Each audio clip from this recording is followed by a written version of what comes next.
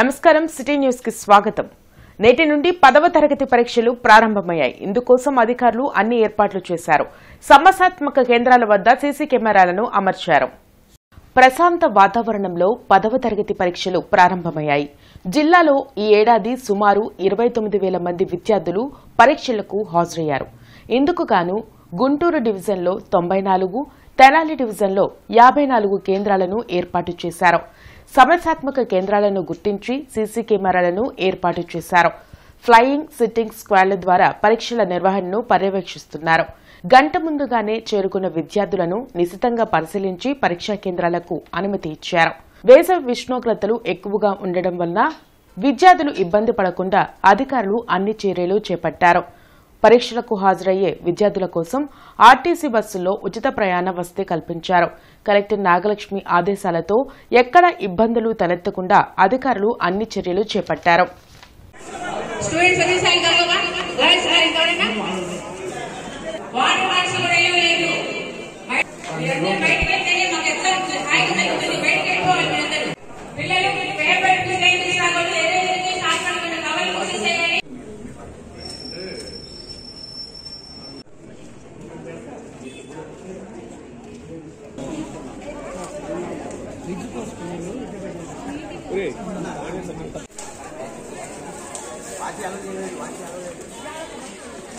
వాంఛలు కూడా తీసేయండి అమ్మా, పిల్లలు రాసేవాళ్ళు.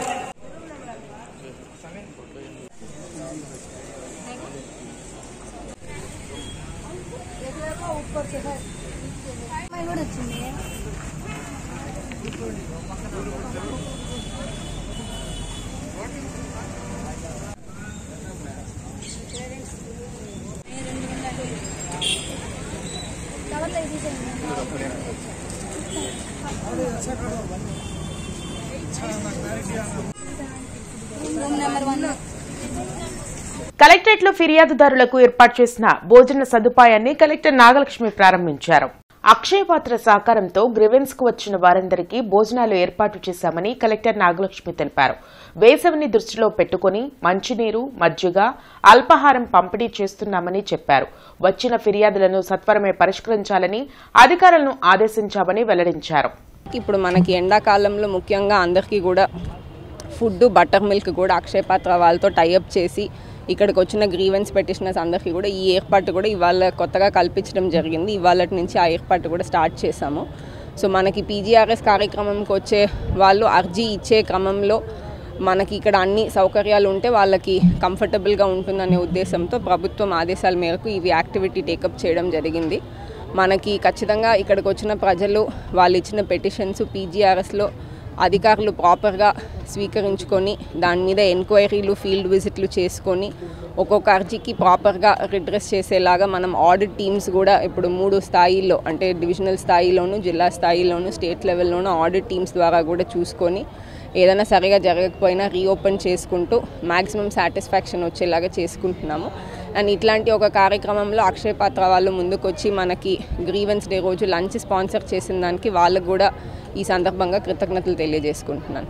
Thank you. కలెక్టరేట్ లో ప్రజా సమస్యల పరిష్కార వేదిక కార్యక్రమం జరిగింది. జిల్లా నలుమూల నుంచి వచ్చిన బాధితులు తమ సమస్యలు పరిష్కరించాలంటూ కలెక్టర్ నాగలక్ష్మికి వినతులు అందించారు.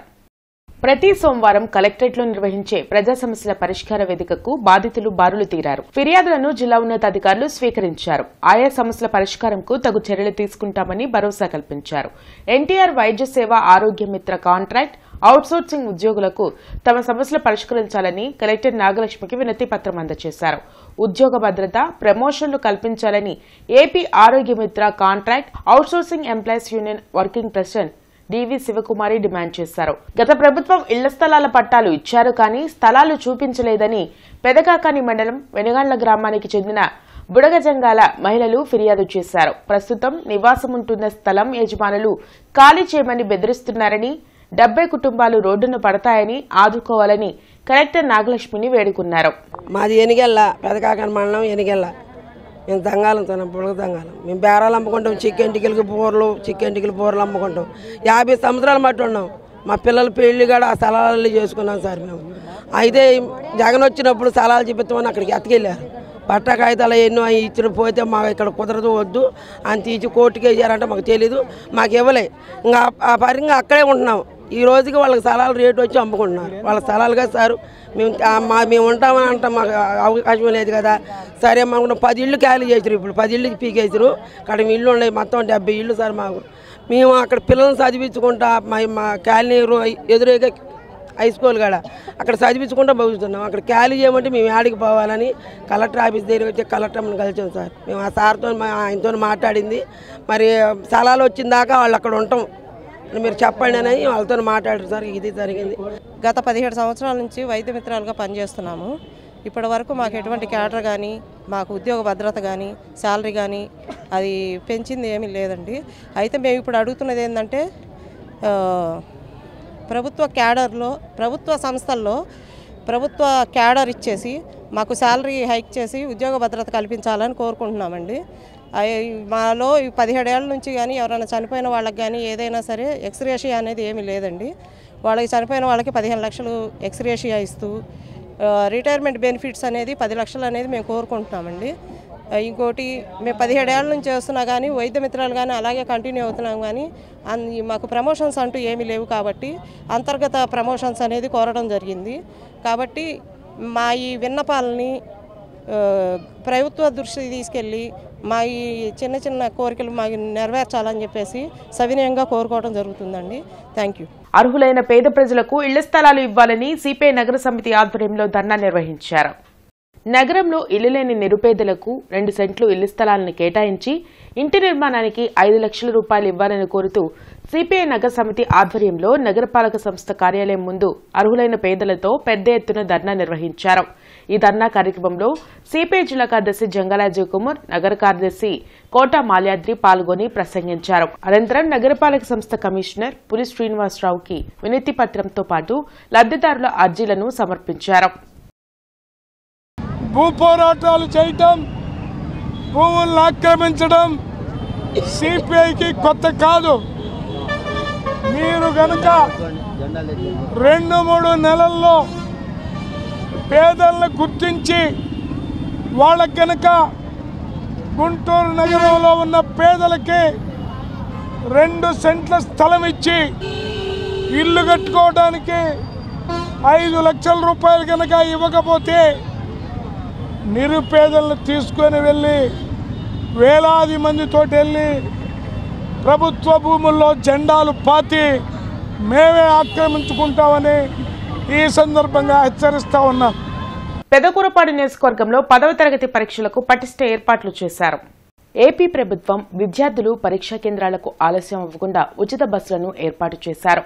పరీక్షా కేంద్రాల వద్ద 144 సెక్షన్ను అమలు చేశారు. జిరాక్స్ సెంటర్లను మూసివేశారు. పరీక్షలు సజావుగా సాగేలా పటిష్టమైన బందోబస్తు ఏర్పాటు చేశారు.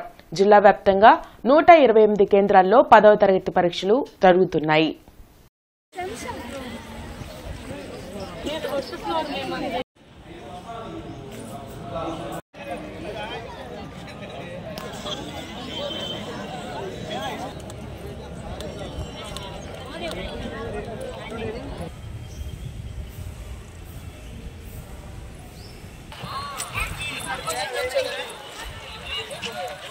జిల్లా ఎస్పీ కార్యాలయంలో ప్రజా సమస్యల పరిష్కార వేదిక కార్యక్రమం జరిగింది.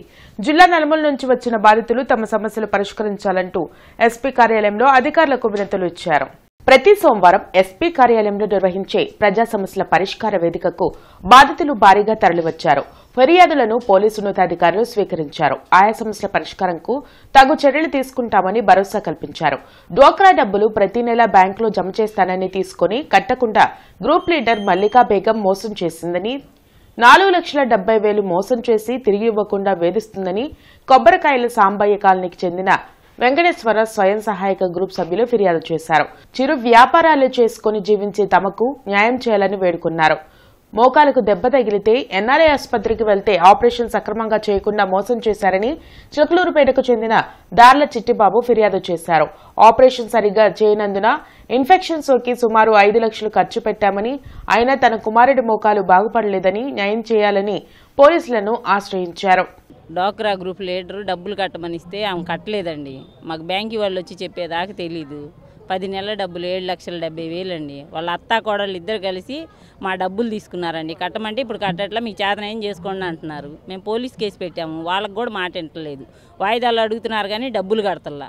వాళ్ళ అత్త అయితే స్థలం అమ్మి డబ్బులు కడతానని ఒప్పుకొని ఇప్పుడు మాకు స్థలం అమ్మి కడతానని ఒప్పుకుని 10 నెలలు ఆపిచ్చింది మమ్మల్ని. ఆపిచ్చి కూడా ఇప్పుడు ఆ స్థలం అమ్ముకొని వెళ్ళిపోయి వాళ్ళ కూతురు కాడ ఉంటుంది. ఫోన్లో కూడా మాకు రెస్పాండ్ అవ్వట్లేదు, మాకు డబ్బులు కట్టట్లేదు. మమ్మల్ని 10 మందిని ఇబ్బంది పెడుతుంది. మాకు డబ్బులు కడతాం కావాలి. ముందు అసలు ఆమె ఇక్కడికి రావాలి, వాళ్ళ అత్త ఇక్కడికి రావాలి, సమాధానం చెప్పాలి. ఒంగోలు కాడ ఉంటుంది. ఫోన్లో కూడా రెస్పాండ్ అవ్వట్లేదు, అసలు సమాధానం చెప్పట్లా. మీకు చేత అయింది చేసుకొని మేము డబ్బులు కట్టమంటున్నాము. అది వాళ్ళ కోడలండి. ఆమె ఉంటేనే మేము ఇచ్చాము, ఆ అమ్మాయికి కాదు ఆమె హామీ ఉంటేనే మేము ఇచ్చాము ఆ రోజు డబ్బులు. ఏమో చెప్పింది, వీళ్ళు ఇద్దరు కలిసి స్థలం కొన్నారు మా డబ్బులు పెట్టి. ఆ విషయం బయటపడిందని ఇప్పుడు ఆ స్థలం కూడా అమ్ముకొని వెళ్ళిపోయారు. అయ్యా మీ అబ్బాయి ఇది అది వాళ్ళు చేసినటువంటి ఇన్ఫెక్ట్ వల్ల చాలా నష్టం జరిగింది, ఇక్కడ కాదు హైదరాబాద్ వెళ్ళండి అన్నారు. అతను ఆర్థికంగా ఏమీ లేని చిన్న పెయింటర్ దగ్గర పనిచేసే ఒక పెయింటర్, అక్కడికి తన ఇల్లు తాకట్టు పెట్టి 5 లక్షల రూపాయలు ఎన్ఆర్ఐ హాస్పిటల్ కానీ కానీ ఖర్చు పెట్టడం జరిగింది. ఎన్ఆర్ఐ హాస్పిటల్ ఫ్రీ అన్నారు కానీ మందులని అవేని ఇవేని ఇతని దగ్గర చాలా దౌర్జన్యం చేసి వసూలు చేశారు. కాబట్టి ఇతనికి అన్యాయం జరిగిన దానికి ఆ కుర్రోడు లేచి నడిచే పరిస్థితి అయితే లేదు, అన్నీ మంచంలోనే ఉన్నాయి. ఇప్పుడు ఎట్ ప్రజెంట్ కూడా మంచంలోనే ఉన్నాయి. ఇది ఎన్ఆర్ఐ హాస్పిటల్ వాళ్ళు చేసిన దౌర్జన్యానికి, వాళ్ళు చేసినటువంటి విధానం మీద న్యాయం చేయమని ఈరోజు ఎస్పీ గారిని కలిసి మేము పిటిషన్ ఇవ్వడం జరిగింది. నగరంలోని సిద్దపల్లి డొంకలో హోటల్ అధినేత రాంబాబు ఆధ్వర్యంలో కులమతాలకు అతీతంగా 2,000 మంది ముస్లిం సోదరులకు ఇఫ్తార్ విందు ఇచ్చారు. రంజాన్ పండుగను పురస్కరించుకొని ఈ ఇఫ్తార్ విందును నిర్వహించారు. ఈ కార్యక్రమంలో ముఖ్య అతిథిగా డిప్యూటీ మేయర్ సజీలా పాల్గొన్నారు. ఈ ఇఫ్తార్ విందుకి ex standing committee Haji Shaukat, Nallamothu Ravi, Krishna Baji, స్థానిక ప్రజాప్రతినిధులు పాల్గొన్నారు.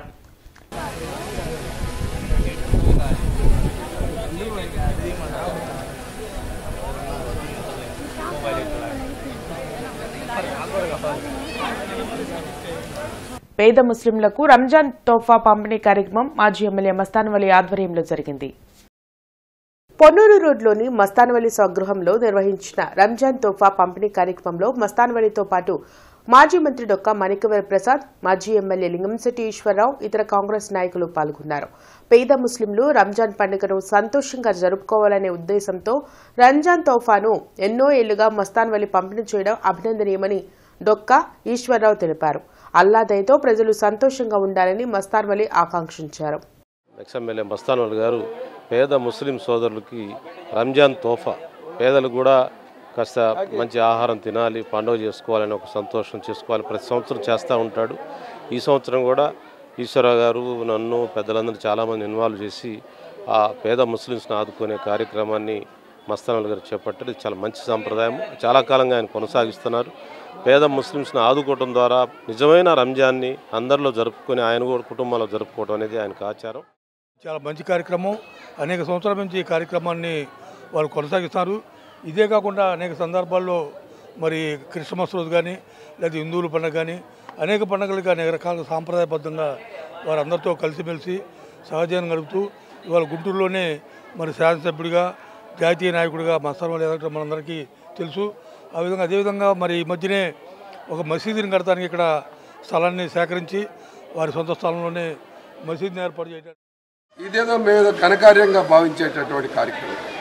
సమాజంలో ప్రతి ఒక్కరు సాటి మానవుడు కూడా సమానత్వంతో పండగ జరుపుకోవాలనేటటువంటి తలంపు మా కుటుంబం నిత్యం ఆలోచించేటటువంటి దానిలో భాగంగా ఇటువంటి కార్యక్రమం చేపడతా ఉన్నాం. దీన్ని వెనక ఇదేదో మా కుటుంబం వరకు చేస్తే అయ్యేటటువంటిది కాదు. ఇవాళ డొక్కా మాణిక్యవర ప్రసాద్ గారు, ఈశ్వరరావు గారు, మరి ముఫ్తీ జావేద్ గారు, అనేక మంది యువ మిత్రులు గడిచిన వారం రోజుల నుంచి కష్టపడితే కానీ వేల మంది కుటుంబాలకి రేషన్ ఇచ్చేటటువంటి కార్యక్రమం, ఈ తోఫా ఇచ్చేటటువంటి కార్యక్రమం జరుగుతుంది. ఈ మిత్రులందరినీ కూడా ఈ సందర్భంగా అభినందిస్తున్నాను. ఇవి ఇప్పటివరకున్న వార్తా వివరాలు. మరికొన్ని వార్తా విశేషాలతో మళ్ళీ కలుద్దాం. అంతవరకు సెలవు. నమస్కారం.